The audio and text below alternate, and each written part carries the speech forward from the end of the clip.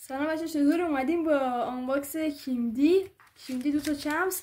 اولین ویدیو آنباکسمونه از چنل حسام کلیپر. اومدیم آنباکس کنیم. اول از چون که من رالیم از مورینو شروع میکنم. بریم حتی بزنیم این طرف رو کنیم. اوکی.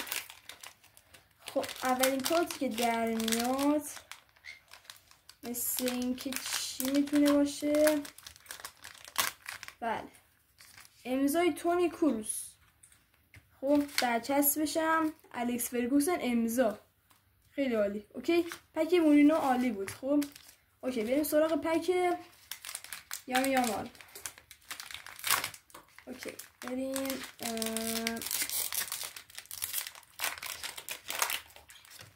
خب ببینیم اولین کارتش چی در میاد.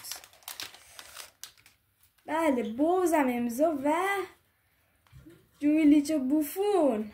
بله، یکی دیگه چی بود؟ و امضای الیور کان. خب بریم ببینیم کارتا رو اینجا بذاریم. اوکی، این کارتا از 2 تا پک عالی، اونم لامی یامال و کوین دی بروینه. اوکی، ویدیو رو حتما لایک و سابسکرایب بکن.